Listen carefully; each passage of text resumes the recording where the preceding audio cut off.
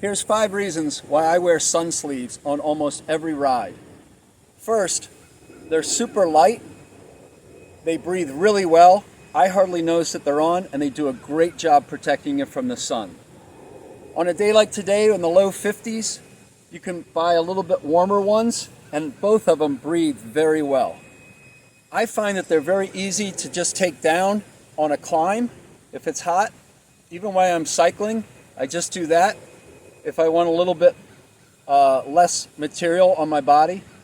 And then on the descents, when it gets cold, they're pretty easy just to put right back up, again, while you're on the bike or if you stop.